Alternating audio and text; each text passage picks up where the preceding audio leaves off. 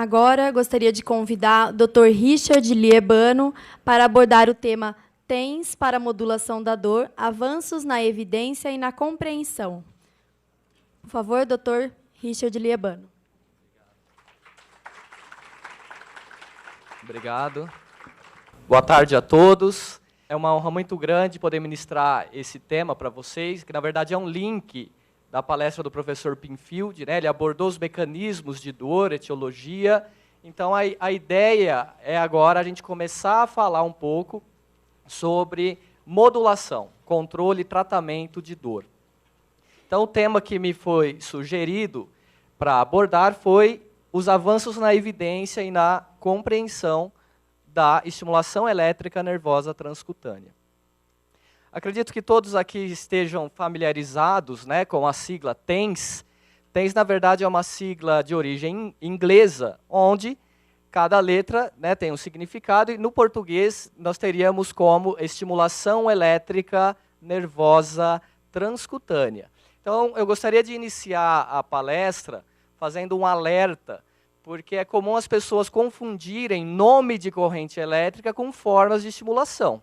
Então, primeira coisa, TENS não é corrente. TENS é uma forma de ativação de fibras nervosas por meios de impulsos elétricos de forma transcutânea. Ou seja, sem a disrupção da barreira cutânea, sem lesionar a pele. Se eu pegar um eletrodo em forma de agulha e espetar o nervo, deixa de ser TENS e passa a ser PENS, estimulação percutânea. Então, em teoria, qualquer corrente elétrica aplicada através da pele, com eletrodos de superfície, para estimular fibras nervosas, você poderia chamar de TENS.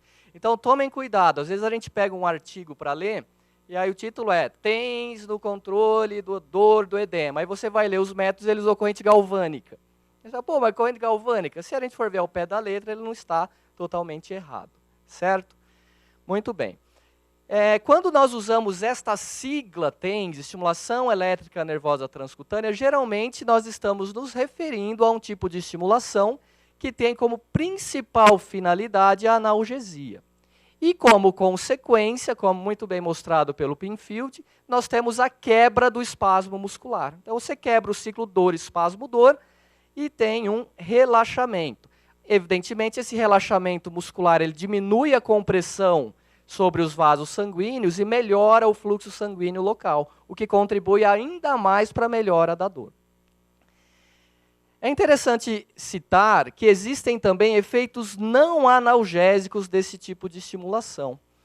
Por exemplo, o efeito antiemético. O que seria o efeito antiemético? É o uso da corrente elétrica para diminuir náusea, enjoo e episódios de vômito em pacientes que realizam quimioterapia, pacientes que têm muita sensibilidade a alterações bruscas de movimento.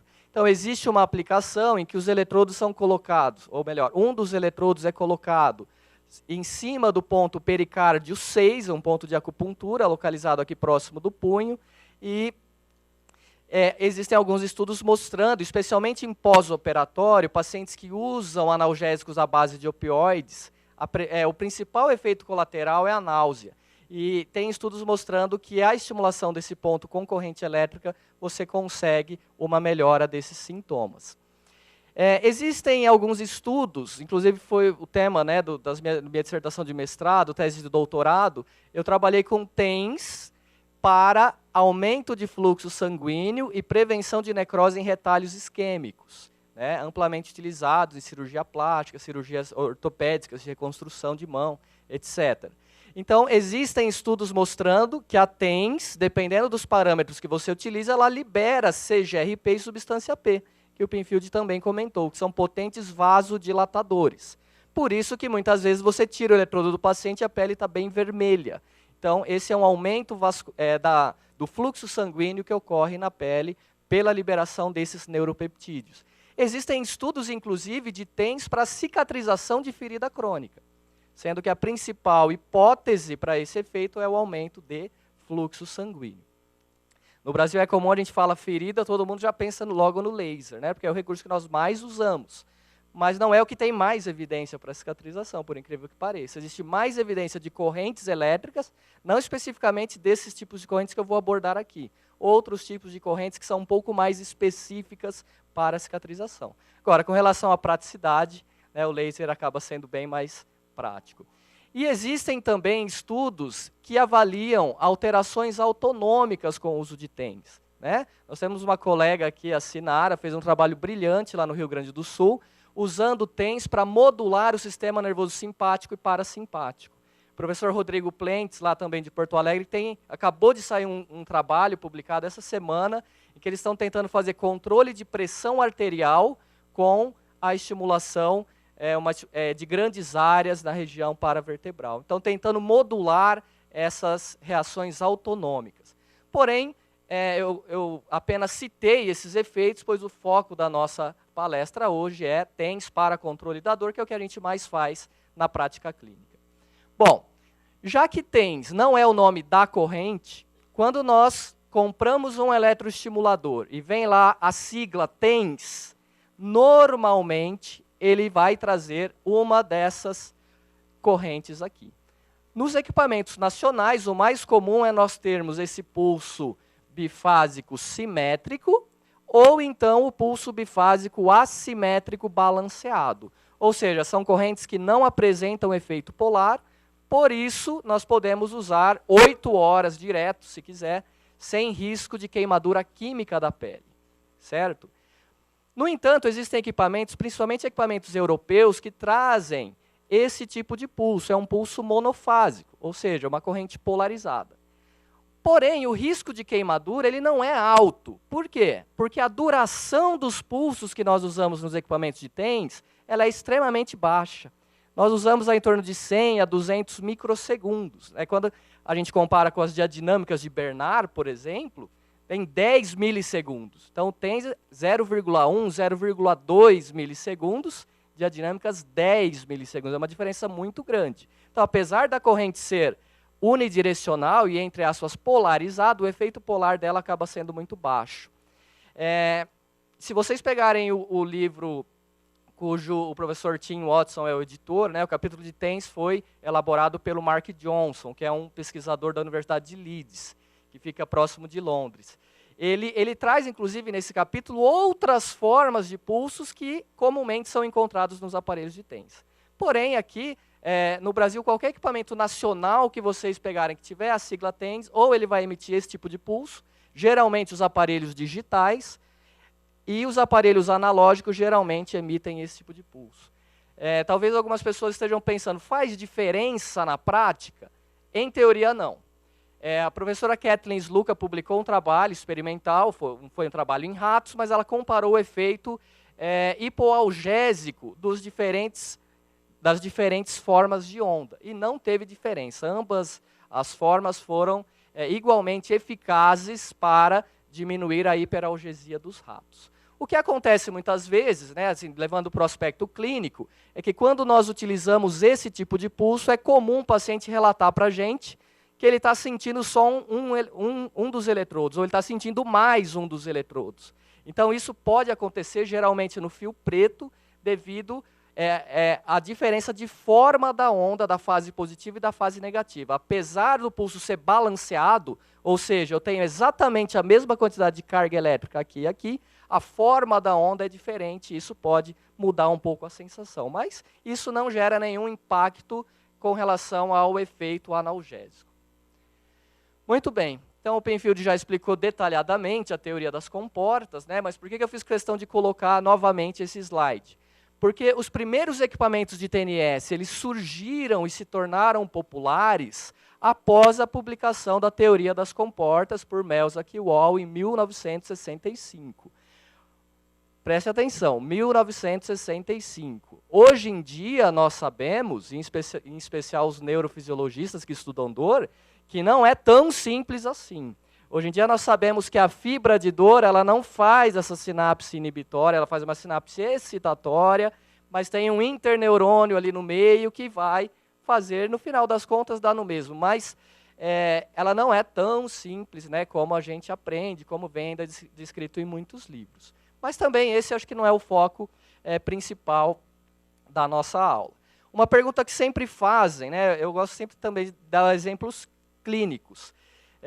Até hoje fazem isso, né? Essa polêmica começou aí há uns 10 anos, já falaram em um congresso, até hoje algumas pessoas fazem e perguntam. A famosa aplicação de TENS com gelo. O Penfield acabou de mostrar que o gelo diminui a condução dos impulsos elétricos. Se a TENS faz analgesia ativando as fibras grossas, as fibras beta, você vai, com a aplicação de gelo, dificultar a ação da TENS. Você vai atrapalhar se você aplicar os dois no mesmo lugar ao mesmo tempo, certo? Felizmente saiu um artigo mostrando isso, né? Porque a gente sempre falava que não era para fazer, mas não tinha nenhum estudo mostrando. E eles viram que o TENS com gelo ou só o gelo, o resultado foi o mesmo para controle da dor. Então, para que gastar energia, né? Muito bem. Esse senhor com essa cara de satisfeito é o Dr. Patrick Wall, né? E eu acho que ele realmente tem todos os motivos, todas as razões para ser um cidadão altamente satisfeito, pois, afinal de contas, ele foi um dos autores da teoria das comportas e, além disso, ele foi o primeiro autor a publicar um estudo sobre TNS em humanos. Então, exatamente 2 anos após a publicação da teoria das comportas, ele tentou mostrar na prática. Bom, então vamos ver se a teoria das comportas funciona. Vamos pegar pacientes com dor, vamos aplicar um estímulo elétrico que cause uma parestesia, um formigamento, e eles conseguiram, com isso, gerar uma abolição temporária da dor nesses sujeitos, né?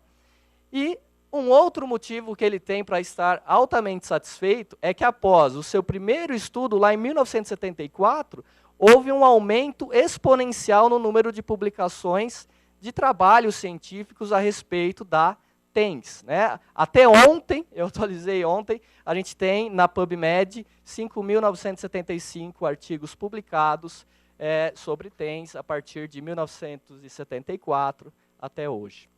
Então é um tema que ainda desperta bastante curiosidade e interesse por parte dos pesquisadores. Muito bem. Então, quando nós pegamos um equipamento de TENS, ou quando nós vamos adquirir um equipamento de TENS, quais são os parâmetros que nós precisamos ajustar no aparelho? Professor de eletroterapia não gosta daqueles aparelhos que já vem tudo programado e você não consegue mexer, né? Às vezes facilita, mas às vezes atrapalha. Às vezes tem algum, por exemplo, a gente acabou de ver durante toda a manhã alguns equipamentos que, para estimulação funcional, a professora mostrou que é importante. Para cada situação, você vai precisar de um tempo on, um tempo off, uma rampa. Para dorsiflexão, a gente não usa rampa. Para controle de espacidade, eu preciso de uma rampa maior. Então, é importante que você tenha esses controles nos equipamentos. E nos equipamentos de TENS, a gente precisa basicamente de 3 parâmetros ajustáveis. O tempo de duração do pulso, que ele vai ser medido normalmente em microsegundos, ou pode ser em milissegundos, a frequência de repetição dos pulsos e a amplitude dos pulsos medida em miliamperes. Então, é importante que o nosso equipamento nos dê a possibilidade de ajustar essas 3 variáveis, esses 3 parâmetros. Então, aqui nós temos apenas, isso é bem básico, né, mas é uma ilustração do que cada parâmetro significa. Então, aqui nós temos a amplitude, eu posso usar uma amplitude maior ou menor. Frequência, que nada mais é do que o número de pulsos por segundo, né? Ontem o professor Tim Watson mostrou isso de forma bastante didática. 1 pulso, 2 pulsos. É o número de pulsos que o equipamento vai emitir por segundo. A duração do pulso, o tempo de duração, ele pode... Aqui notem que a amplitude é a mesma, porém esse pulso tem uma maior duração do que este pulso. E nós temos ainda em alguns aparelhos várias possibilidades de modulação. A mais comum é o modo burst, né? Burst significa salvas, rajadas. O que é o burst? O aparelho ele vai pegar uma corrente, normalmente de 100 Hz, e vai emitir essa corrente em pacotes. Normalmente ele emite 2 pacotes por segundo. Então ele emite um pacote desse aqui, a frequência dessa corrente é 100 Hz, mas ela é modulada. Então nós temos 2 pacotes por segundo, uma corrente de 100 Hz modulada em 2. Esse é o burst. A modalidade contínua, né, onde os pulsos são emitidos de forma constante, de forma contínua, E ainda outras opções, como modulação de amplitude, o modo VIF, que é muito usado nos aparelhos nacionais, né, que é a variação de intensidade e frequência, e outras possibilidades. Tem aparelhos que alteram a duração de pulso também durante a aplicação. Então, existem aí diferentes opções no mercado. Bom, esse gráfico ele é extremamente importante. Eu costumo dizer que ele é a base da eletrotermofototerapia. Esse gráfico ele é chamado o gráfico de força-duração. Ontem o professor Alex ele mencionou em alguns momentos na sua apresentação esse gráfico. Ele é tão importante que caiu na prova do ENAD, né? De tão importante, as questões de eletro, eles falam, não, vamos perguntar do gráfico lá das curvas força-duração. Então, nós sabemos que quando a gente aplica uma corrente elétrica, a primeira resposta que nós temos no paciente é a resposta sensorial. Então, ele fala, estou sentindo aqui uma parestesia, um formigamento. Aí você fala assim, então, aguenta aí que eu vou aumentar mais. Nós começamos a ter contração, resposta motora, e se eu aumentar mais ainda, eu tenho dor, certo? Reparem que quanto menor for a duração do pulso ou a duração da fase da corrente, maior é a diferença entre os 3 limiares. Então, aqui o limiar sensorial, o motor e o doloroso, eles ficam mais afastados um do outro. Ao passo que aqui, quando eu uso um pulso com uma duração muito longa, eles ficam mais próximos. Então, quando eu quero selecionar mais um tipo de fibra nervosa, ou seja, mais fibra sensitiva ou mais fibra motora, eu devo tomar bastante cuidado com o ajuste do tempo de duração de pulso, né? Então, a professora pela manhã, ela sugeriu nos protocolos de estimulação elétrica funcional, estimulação elétrica neuromuscular, em torno de 200 a 400 microsegundos.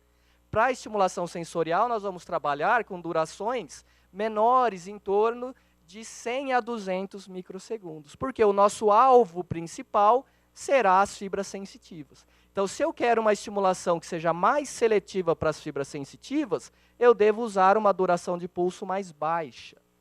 Tá? Quanto menor for a duração do pulso, mais confortável será a corrente para o paciente. E aí alguns poderiam então pensar, então por que não usar o mínimo do aparelho? Quanto menor, mais agradável. O problema de você usar uma duração de pulso muito pequena é que você corre o risco de aumentar ao máximo a amplitude, a intensidade, e ainda não ter a resposta que você deseja. Isso aconteceu em um estudo de uma tese de PhD, de uma colega chamada Dana, onde ela está aplicando TENS para pacientes com fibromialgia. E ela usa um eletrodo desse tamanho, que pega toda ali a região lombar. E a ideia inicial era usar uma duração de pulso de 100 microsegundos. Só que o que acontecia? Em todos os pacientes a gente chegava no máximo da amplitude e a sensação ainda não estava adequada. Então nós precisamos modificar para uma duração de 200 microsegundos. Então por isso que não pode usar o mínimo, que nem sempre você vai ter a carga elétrica suficiente para ter a resposta neurofisiológica. Né? Lembrem-se que o que vai determinar a resposta é a carga de fase do pulso, ou seja, é o produto da amplitude pela duração. Eu preciso das duas coisas, amplitude e duração. Se eu quiser fazer uma estimulação motora, né, que não é o foco principal da nossa aula, a gente deve, então, aumentar a duração da fase. E se a gente aumentar demais, a gente começa a ter uma estimulação altamente desconfortável para o paciente. Então, quando o seu paciente fala, nossa, essa corrente é ruim, está ardendo, está queimando, primeira coisa, vê se o eletrodo está com gel, se o eletrodo autoadesivo não está perdendo a cola. A gente, para economizar, o autoadesivo não está colando mais. Eles vão lá e passam uma fita crepe em cima. Não pode, né? Porque a cola é o meio condutor. Então, não está colando, joga fora e arruma outro. Ah, mas é caro. Então, uso de borracha siliconada com carbono e gel. Mas se mesmo assim estiver altamente desconfortável, verifique a duração de pulso e veja se é possível diminuir um pouco este valor. Tá? Então, aqui apenas como sugestão, para as aplicações de TENS, nós normalmente vamos trabalhar aí com pulso entre 100 e 200 microsegundos. Muito bem. Então, existem algumas formas de você programar o equipamento. E dependendo da combinação de parâmetros que você faz, você tem algumas classificações. Por exemplo, TENS convencional, TENS acupuntura, bursts ou breve intensa. Então, isso depende da forma com que você programa os parâmetros. Então, o que seria a TENS convencional? É uma estimulação que vai pegar prioritariamente as fibras sensitivas. Então, se eu só quero fibra sensitiva, a duração do pulso vai ser baixa, em torno de 100 microsegundos, ou pode ser até um pouco menos. E a frequência ela deve ser alta, tá? Em torno de 80 a 100 Hz. Na literatura, eles colocam de 10 a 250. Nós normalmente não usamos esses extremos. Geralmente, a gente fica entre 80 e 100 Hz. Por que a frequência é alta? Porque se nós estamos estimulando as fibras sensitivas, nós estamos ativando as fibras A-beta, que o Penfield acabou de mostrar, que são fibras que apresentam uma alta velocidade de condução. Então, nós precisamos trabalhar com uma frequência um pouco mais alta. Tá? Apenas para deixar claro, a gente ainda não tem evidência científica suficiente para dizer, por exemplo, eu vou trabalhar com TENS de alta frequência, ali, 80, 100. A gente ainda não tem evidências para saber exatamente qual é a melhor frequência. Por quê? Porque isso provavelmente varia um pouco de paciente para paciente. Né? Então, mas você tem um paciente aqui, você tem que usar o equipamento, você vai ter que escolher alguma. E eu vou mostrar daqui a pouco para vocês o resultado de um estudo em que eles verificaram que em torno de 80 Hz foi o que eles tiveram uma melhor resposta para a maioria dos pacientes. Não para todos, mas para a maioria. Tem um trabalho do professor Alex Ward que ele levanta essa questão. Né? Se eu não me engano, ele trabalhou com uma corrente modulada em 50 Hz. E a justificativa é que não tem evidência para dizer se realmente a gente tem que usar 100, 80 ou talvez 50. Né? Mas a justificativa é essa. É a fibra que tem uma alta velocidade de condução. Então, nós, por isso, usamos normalmente frequências mais altas. Já a TENS acupuntura é uma estimulação em nível motor.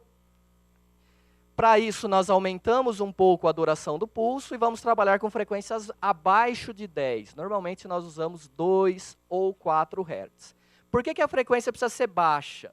Porque vocês viram hoje pela manhã e ontem praticamente o dia todo. Se eu uso uma corrente no limiar motor com frequência acima de 20 Hz, eu tenho uma contração tetânica. Então, se eu deixar o paciente 1 hora, ele tem uma cervicalgia, eu coloco os eletrodos no trapézio, 80 Hz, limiar motor, ele vai ficar assim, 1 hora.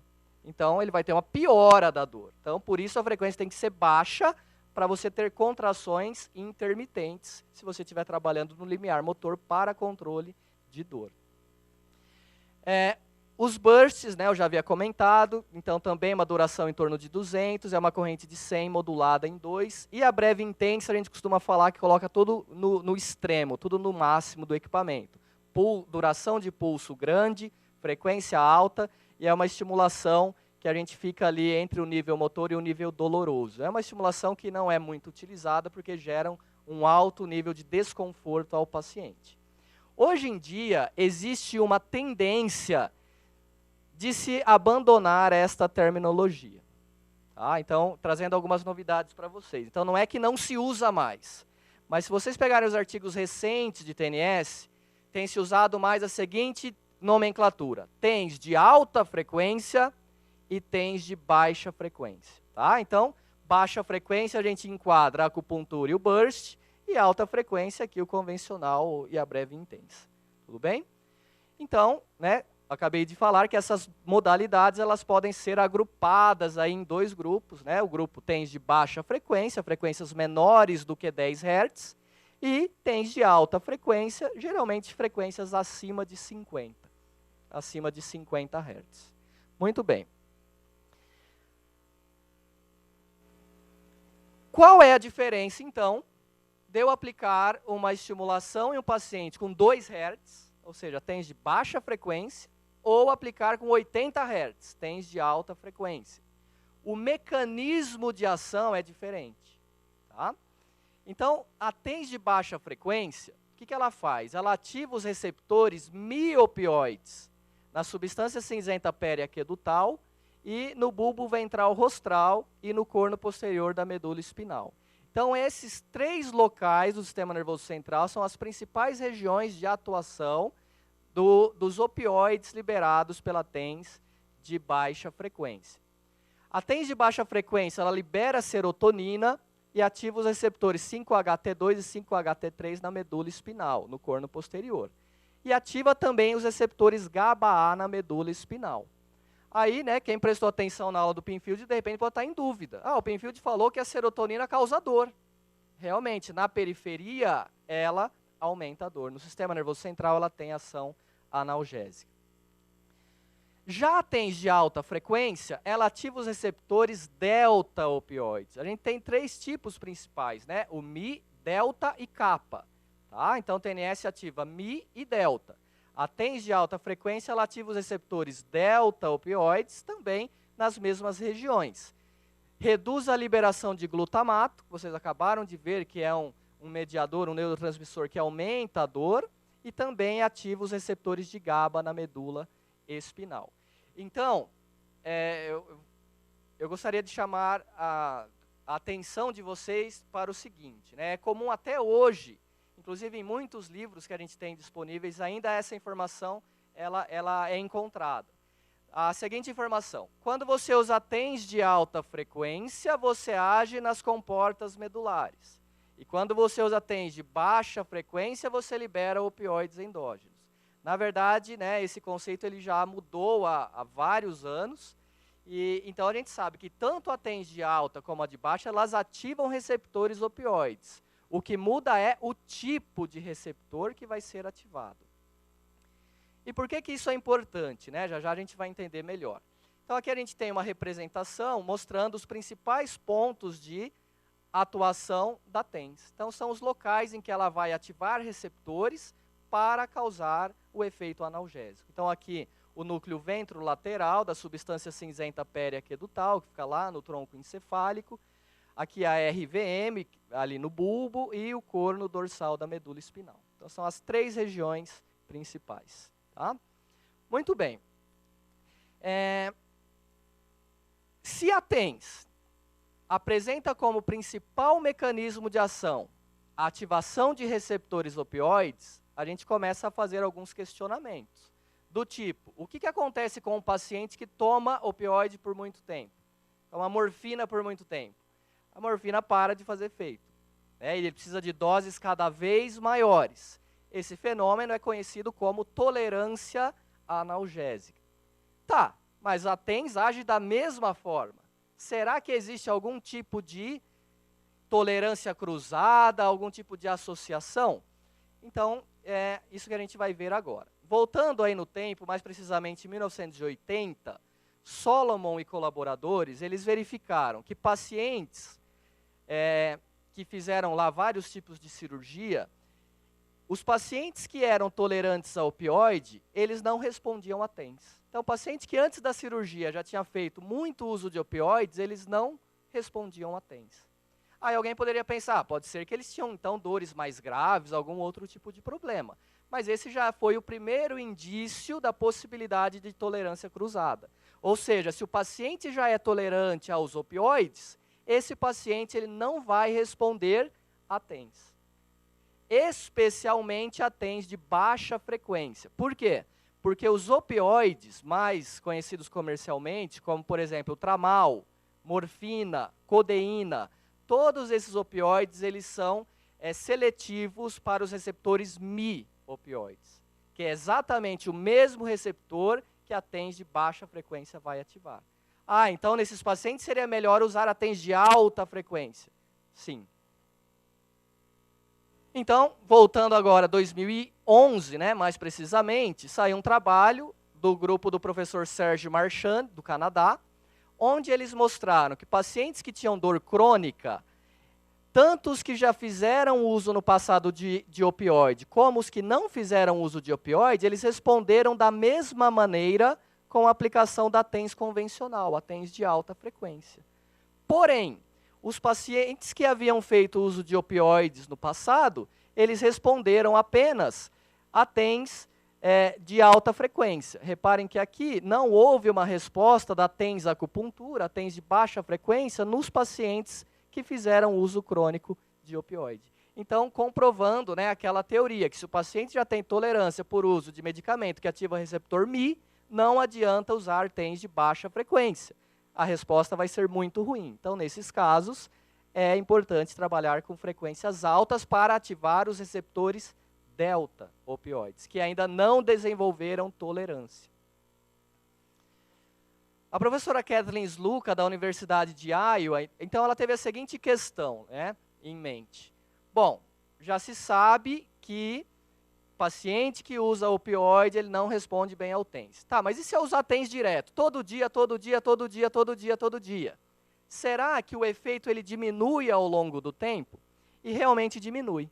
Então aqui é o grupo que ela aplicou TENS de baixa frequência, né, nos primeiros dias. Essa linha azul é o aumento do limiar mecânico. Então a TENS funcionou. Reparem que do quarto dia em diante, ó, não tem mais diferença. Ou seja, a TENS parou de funcionar nos ratos, tá? Que receberam a estimulação seguida. Isso aconteceu também nos animais que receberam a TENS de alta frequência, com frequência de 100 Hz.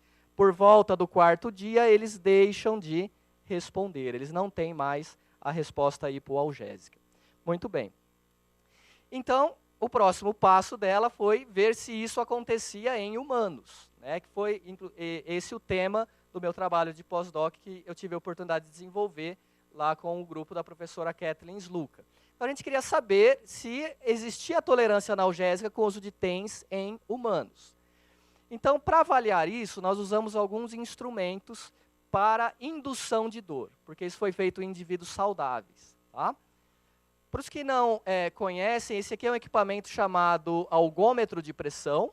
É um aparelho, né, como o próprio nome já diz, ele vai aplicar uma pressão no corpo do paciente, e quando o paciente percebe que aquela pressão começa a gerar dor, ele aperta esse botão, e aí o aparelho trava.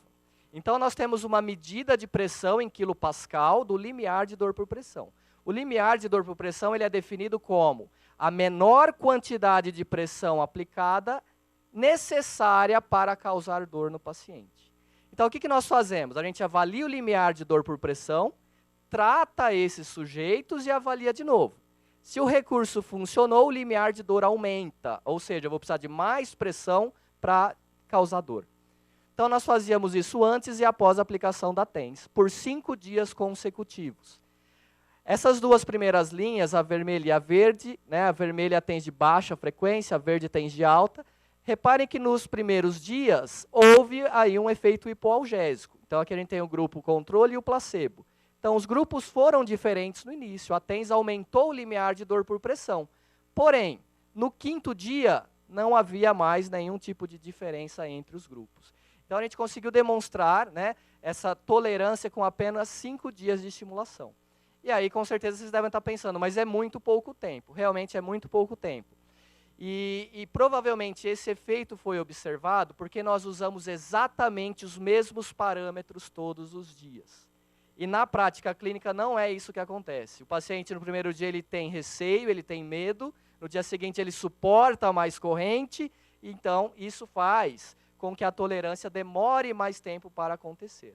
Tá? E a Josi provavelmente vai comentar de alguns estudos que já mostram que se você modular a frequência, ou seja, não usar sempre o mesmo valor, você também pode retardar o aparecimento da tolerância analgésica. Tá? Então, na prática clínica, não é tão rápida assim que isso se desenvolve. Bom, uma outra medida que nós fizemos foi a somação temporal. O que é a somação temporal?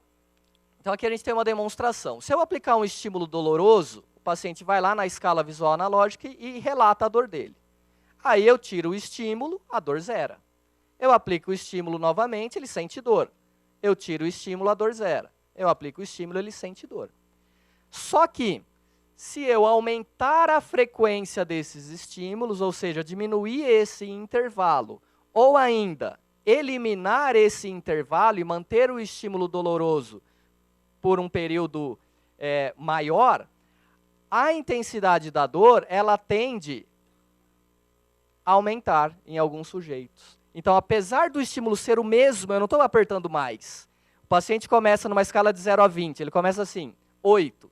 Aí passa 10 segundos, ele fala assim, 11.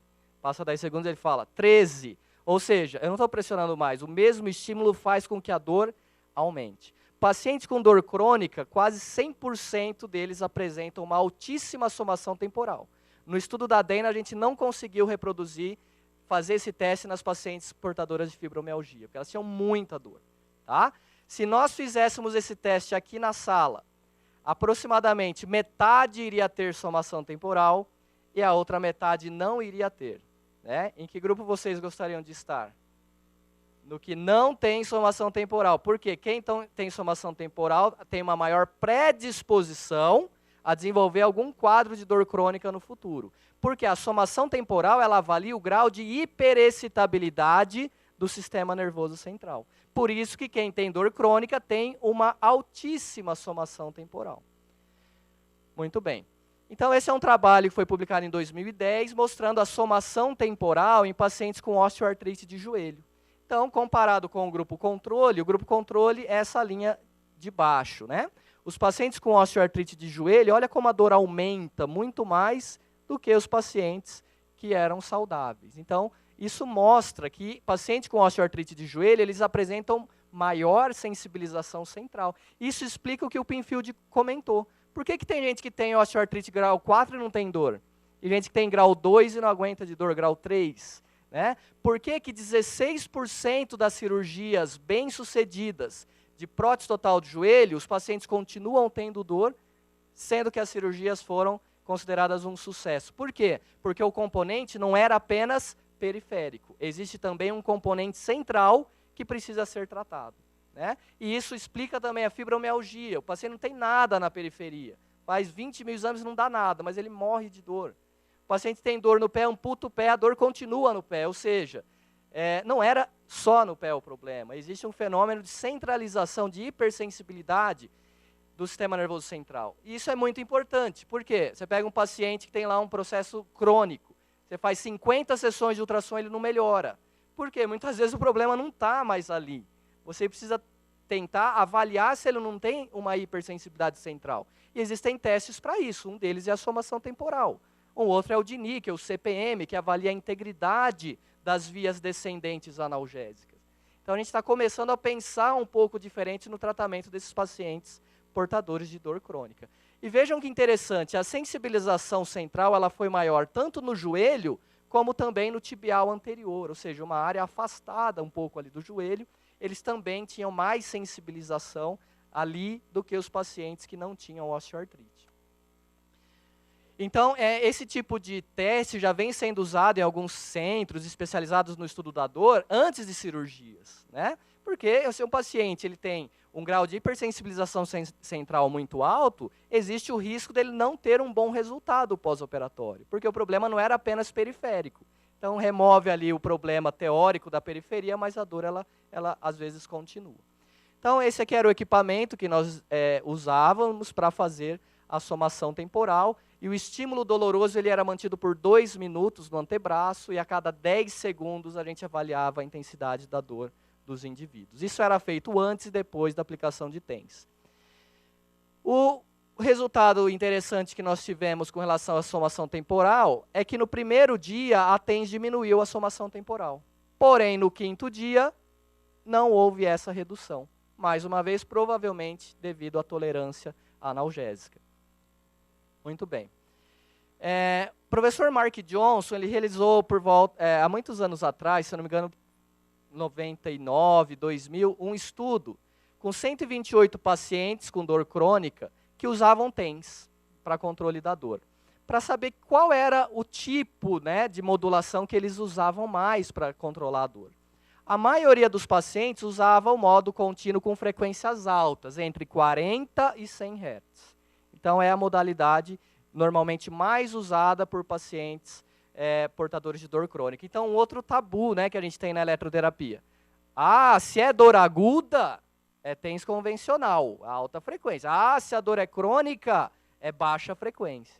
Então, isso mudou, né? A gente acabou de ver, se o paciente tem dor crônica, mas é tolerante a opioide, não adianta você usar baixa frequência. Então, hoje em dia, tem se trabalhado, independentemente do tipo de dor, né, se é dor aguda ou crônica, eu vou mostrar daqui a pouquinho na apresentação, mas tem se dado preferência a começar o tratamento com alta frequência. E aí você avalia o resultado e vê se é necessário mudar ou não este parâmetro. Então, esse é um trabalho já bastante antigo do grupo do Mark Johnson, em que ele verificou, né, que a maior parte dos pacientes teve ali uma boa analgesia com uma frequência em torno de 80 Hz. Então, de novo, nós ainda não temos fortes evidências para afirmar qual é a melhor frequência dentro da alta. Então, eu vou usar 40, 60, 80, 100, 110? A gente ainda não sabe exatamente qual é a melhor. Mas esse trabalho, ele, pelo menos, nos ajuda a direcionar. Bom, vejam só que interessante. Existe um livro publicado na Europa, é um livro inteiro só sobre TENS. Né? Então, não é um livro de eletro, é um livro sobre TENS. Fala tudo, desde a história da TENS, desde as aplicações. É um livro cuja autora é a professora Deirdre Walsh, da Universidade de Ulster, que fica na Irlanda do Norte. E nesse livro ela apresenta uma forma interessante de você modular os parâmetros na aplicação clínica. Então, bom, chegou o paciente aqui, eu vou usar TENS. Que parâmetro eu uso? Claro, se eu tivesse um mês para ficar testando, hoje eu uso um jeito, vejo como ele responde, amanhã eu uso o outro, isso é uma coisa. Mas não, eu tenho que aplicar agora e tenho que diminuir a dor do paciente. O que eu coloco ali no equipamento? Então, ela sugere o seguinte. Primeiro, você precisa examinar e saber, né, de onde vem essa dor, se é uma dor aguda, se é uma dor crônica, qual é a causa. Eu sempre costumo dar um exemplo que aconteceu na minha casa. Eu tenho um irmão que ele começou, há alguns anos atrás, a ter uma dor na costela. Né? E aí, não é nada, não é nada, não é nada, fez um raio-x, faltava um pedaço da costela. Ou seja, ele estava com um tumor, era um tumor benigno, mas que segundo o ortopedista, ele geralmente nem pediria raio-x nesse caso. Porque mesmo se fosse fratura de costela, não precisa fazer, vai fazer o quê, né? E aí, imaginem se a gente ficasse usando TENS. Melhorou a dor, né? Vai usando, vai usando, vai usando, você vai demorar mais para descobrir o problema. Então, você tem que saber o que está acontecendo com o paciente. Avaliar se tem alguma contraindicação. Então, o que ela sugere? Você começa, não importa se a dor é aguda ou crônica, com a TENS convencional, a TENS em alta frequência, por até, no máximo, 30 minutos, para ver a resposta do paciente. Se a resposta for boa, você continua a terapia e aumenta o tempo de tratamento por 1 hora por sessão. Tá? Tem um artigo que saiu muito recentemente mostrando que o tempo de aplicação de TENS, os tempos, entre aspas, ideais, eles devem ficar entre 30 e 60 minutos, no mínimo. Tá? Por isso que quando a gente pega as edições antigas do livro Eletroterapia de Clayton, eles falam, o tempo é de 8 horas. Aí o pessoal não entende, mas como vai usar 8 horas? Pois é, o paciente ele usa, igual fez, né? 6, 8 horas de estimulação o tempo todo, com equipamentos portáteis, ele compra, aluga o equipamento e usa. A gente costuma falar que o Brasil é um dos poucos países em que o pessoal ainda usa TENS em clínica. Né, assim, de forma um dos aparelhos mais usados, e não deveria ser. Você até pode usar, mas não adianta usar 10 minutos, 15 minutos, como a maioria usa. Pô, a sessão dura 40 minutos, então fica inviável, pois é. Então, se é um paciente que tem uma boa resposta ao TENS, talvez valha a pena você orientar para ele comprar um equipamento, ele não custa muito caro. Se o paciente tiver condições, ele usa isso para controlar a dor, ao invés de ficar tomando um monte de analgésico e anti-inflamatório, que vai acabar com o estômago, com o fígado e com os rins do paciente, ele faz um controle não farmacológico da dor. Isso não é que você vai dar alta, mandar o paciente embora, mas a ideia é tentar diminuir o consumo de medicamentos. Agora, nós usamos a TENS convencional e a resposta foi muito ruim. Claro, a resposta eu vou avaliar, né, o método mais simples é com a escala visual analógica. Então, avalia a dor antes e após a sessão. Não diminuiu nada, diminuiu 1 ponto na escala de dor. 1 ponto na escala de dor não é considerado clinicamente relevante. O paciente não vai pagar ônibus lá em São Paulo, pegar metrô, demora 3 horas para chegar na sua clínica, com dor 8 e embora com dor 7. Então, isso, né, eles não consideram uma boa resposta. Geralmente é no mínimo 2 pontos de redução da dor na escala visual analógica, para você considerar um efeito clinicamente relevante. Agora, se mesmo assim a resposta for ruim, né, você pode, então você vai usar outros modos, baixa frequência, por exemplo, pode mudar o posicionamento dos eletrodos, e se mesmo assim a resposta for ruim, para. Porque 30% dos pacientes não respondem a TENS. Nós não sabemos exatamente por quê. Quando eu voltei dos Estados Unidos, eu deixei toda a saliva dos meus 100 voluntários que participaram do meu estudo, que eles estão fazendo análise de DNA para tentar identificar algum fator que faça um indivíduo responder muito bem a TENS e o outro não responder bem a TENS. Mas a gente sabe, tem paciente que você usa a TENS não melhora nada. Não melhorou, está igual a dor. Tem uns que falam até que piorou a dor. Já viram isso? Como é que tá? Deu uma piorada, hein? Então isso realmente pode acontecer. Se você mudou os parâmetros e não tem solução, vai procurar outra forma de terapia. E incentivar sempre, né, os pacientes que respondem bem ao uso de TENS em casa. Muito bem. Na década de 80, saiu um trabalho onde eles fizeram análise dos potenciais de ação das fibras nervosas durante a aplicação de TENS.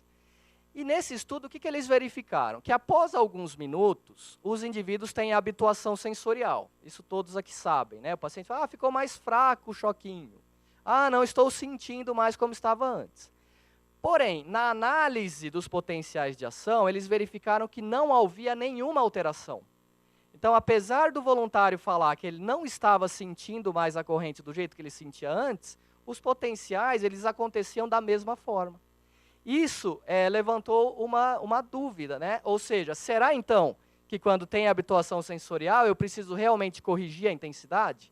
Inclusive, em alguns livros saiu a informação que isso não era mais necessário. Porque os potenciais continuam ocorrendo da mesma forma.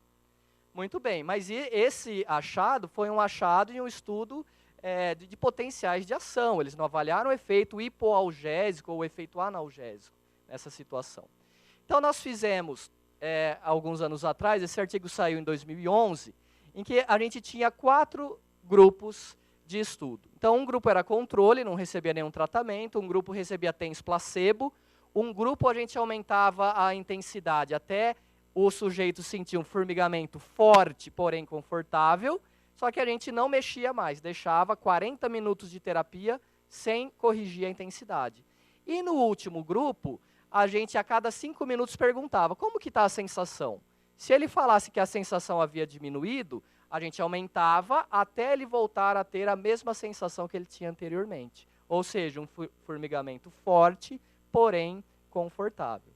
E o grupo em que a intensidade foi ajustada teve uma resposta hipoalgésica muito maior do que os demais grupos. Ou seja, ainda deve-se ajustar a intensidade do TENS quando houver habituação sensorial. Então é algo que todo mundo faz, mas nunca ninguém tinha parado para estudar, né? Então realmente, será que precisa? Será que a analgesia é melhor? Será que é pior? E nós vimos que é melhor. Bom, aí alguém pode estar então confuso agora, né? Bom, lá o estudo anterior viu que não muda o potencial. Então se aumentar ou não aumentar, a mesma coisa. Então por que será que ajustando a amplitude, a resposta ela é melhor? Existe um trabalho publicado em 2005, em que eles verificaram o seguinte, eles anestesiaram a pele dos ratos. Tá? O fato de anestesiar a pele do rato não interferiu na resposta da TENS. Ou seja, esse estudo mostrou que o alvo primário da TENS não são as fibras aferentes cutâneas. Tá? A gente tem aquela mania de falar, esfrega ali a pele, é o mesmo efeito do TENS. Então, esse estudo ele mostrou que não é ali o principal foco de ação. A TENS ela estimula as fibras aferentes dos tecidos profundos, principalmente. Porque quando eles anestesiaram as fibras mais profundas, a TENS deixou de funcionar. Mas quando eles anestesiaram a pele, não houve nenhuma alteração. Então, o que a gente acredita? Que no grupo em que a gente ajusta a intensidade, você usa uma intensidade mais alta no fim da sessão. Consequentemente, você tem uma ação mais profunda e consegue recrutar um maior número de fibras aferentes. Por isso que a resposta hipoalgésica é melhor. Então, as fibras que já estavam disparando, você não muda o comportamento, mas você consegue recrutar um maior número de fibras aferentes. Essa é a nossa hipótese. Bom, uma das poucas conclusões que nós já temos dentro da eletroterapia é que para TENS ou para a corrente interferencial funcionar para aliviar a dor, é importante que o paciente sinta uma parestesia forte. Essa é uma das poucas evidências concretas que nós temos aí dentro da eletroestimulação para controle de dor. Tá? Então, aquela história de você aumentar, estou sentindo aqui um formigamento, e você vira as costas e vai embora, não funciona. É importante que o paciente sinta uma parestesia forte. Tá? Porém, não forte a ponto de causar dor. Não é sessão de tortura. Mas tem que ser um formigamento forte, uma intensidade alta. Intensidade baixa não tem um bom resultado. Então, esse é um trabalho do grupo do professor Jordan, né? Foi uma revisão sistemática de intervenções de fisioterapia para osteoartrite de joelho. E o que ele verificou? ele colocou os critérios, né? Então selecionou os artigos que tinham bom rigor metodológico e fez a revisão.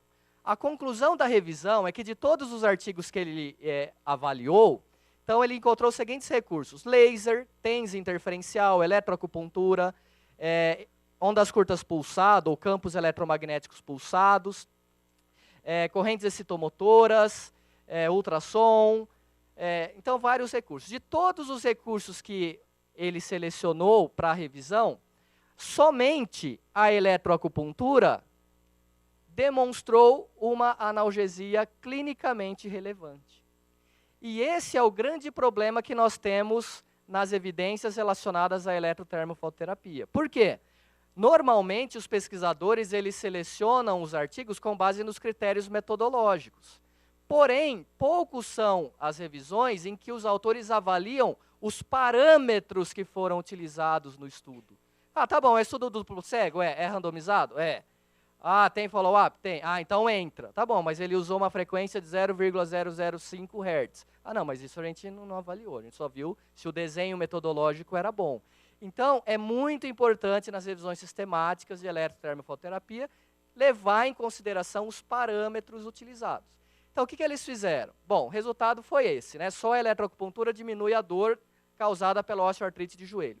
Então, vamos agora deixar nos resultados só os trabalhos que usaram uma dose, entre aspas, correta. Vamos tirar os absurdos de errado. E quando eles selecionaram, o que eles consideraram como parâmetro correto, parâmetro ideal? A intensidade tinha que ser forte, próxima do nível nóxico. Então, quem usou a intensidade ali fraquinha, saiu fora. Foi excluído o trabalho. Frequência entre, eles colocaram tudo, de 1 a 150 Hz. Então, a gente não sabe qual é a melhor frequência. Então, quando a gente não sabe qual é melhor, vamos colocar todo mundo no bolo. Quem usou 1 Hz, até quem usou 150 Hz. O tempo mínimo tinha que ser 20 minutos por sessão e, no mínimo, 5 sessões. Com isso, a TENS e a interferencial obtiveram uma melhora clinicamente importante. Então, o uso de TENS interferencial com os parâmetros corretos, ele gera uma redução clinicamente importante da dor desses pacientes. A eletroacupuntura continuou e agora entrou o laser. O professor Nivaldo ficou feliz agora, né? Então, eles conseguiram mostrar que o laser, quando usado nos parâmetros corretos, segundo os sugeridos pela WALT, a Associação Mundial de Laser Terapia, o resultado muda. Então, além do desenho experimental, as doses devem ser consideradas. Então, a conclusão é que TENS, eletroacupuntura e laser, quando administrados com doses adequadas, entre 2 e 4 semanas, reduzem a dor dos pacientes que têm osteoartrite de joelho. Muito bem. Então, eu coloquei aqui algumas mensagens para vocês levarem para casa e não esquecerem de tudo isso que eu falei. Eu sei que é muita informação. Então, primeiro, tanto a TENS de baixa como a TENS em alta frequência, elas ativam receptores opioides. O que muda é baixa frequência, receptor Mi. Alta frequência, receptor delta. Pacientes que estão em uso crônico de opioides não respondem a TENS de baixa frequência. Então, se o paciente fala que toma codeína, toma tramal, já tomou muito tempo de morfina, não perca tempo usando TENS em baixa frequência. Tá? Começa com 80, 100, algum valor ali dentro da faixa da alta frequência. A manutenção dos parâmetros da corrente favorece a ocorrência de tolerância analgésica a longo prazo. Ou seja, se você usar todos os dias exatamente os mesmos parâmetros, durante muito tempo, a chance do paciente desenvolver tolerância é muito grande. A intensidade ou a amplitude deve ser a máxima tolerável, porém não deve causar dor. Tá? A amplitude do pulso deve ser aumentada sempre que houver habituação, para tentar recrutar o maior número de fibras aferentes possível.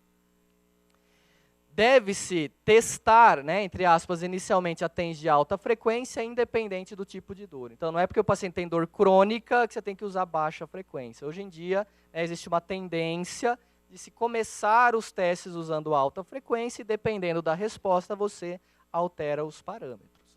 Porque nós sabemos que alguns pacientes vão responder melhor a baixa e outros vão responder melhor a alta, mas a chance dele responder melhor a alta ela é maior. Então, como você vai ter que escolher uma, vou usar alta ou baixa? Escolhe primeiro a alta. E aí, se o resultado for ruim, você deve mudar a abordagem. E eu não poderia terminar a apresentação sem agradecer os colaboradores, né, que realizam trabalhos em parcerias, especialmente com relação a TENS, né, para controle de dor, que é a professora Kathleen Sluka, o professor Mark Johnson, da Universidade de Leeds, e a professora Deidre Walsh, da Universidade de Ulster. Muito obrigado.